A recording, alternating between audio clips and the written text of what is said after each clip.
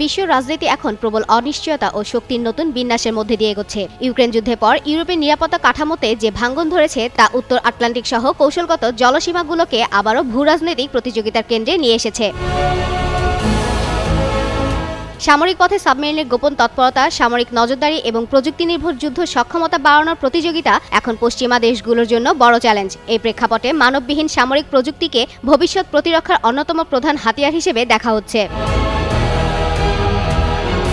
এরই অংশ হিসেবে উত্তর আটলান্টিক সাগরে প্রথমবারের মতো পূর্ণ আকারের চালকবিহীন হেলিকপ্টার প্রোটিয়াস চালু করেছে যুক্তরাজ্য। শুক্রবার ব্রিটিশ রয়্যাল নেভি জানায়, হেলিকপ্টারটি তার প্রাথমিক পরীক্ষামূলক উড্ডয়ন সফলভাবে সম্পন্ন করেছে। প্রায় 6 কোটি পাউন্ড ব্যয়ে নির্মিত এই প্রকল্প উত্তর আটলান্টিক ও গ্রিনল্যান্ড সংলগ্ন গুরুত্বপূর্ণ জলসীমায় নিরাপত্তা জোরদারে গুরুত্বপূর্ণ ভূমিকা রাখবে বলে ধারণা করা হচ্ছে। প্রতিরক্ষা ও মহাকাশ গবেষণা প্রতিষ্ঠান লিওনার্দো নকশায় তৈরি প্লাটিয়াস কৃত্রিম বুদ্ধিমত্তা ও উন্নত সেন্সর প্রযুক্তিতে সজ্জিত।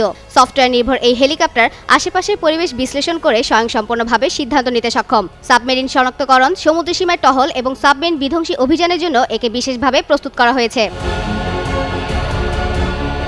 লিওনার্দো হেলিকপ্টার্সের ব্যবস্থাপনা পরিচালকের মতে, ঝুঁকিপূর্ণ সামুদ্রিক অভিযানে মানববিহীন এই প্রযুক্তি বড় ধরনের পরিবর্তন আনবে। যদিও রাশিয়া পশ্চিমা উদ্বেগকে কল্পকাহিনী বলে উড়িয়ে দিয়েছে, তবুও প্রতিরক্ষা সক্ষমতা বাড়ানোর এই উদ্যোগ বৈশ্বিক নিরাপত্তা রাজনীতিতে যুক্তরাজ্যের অবস্থানকে আরও শক্তিশালী করছে।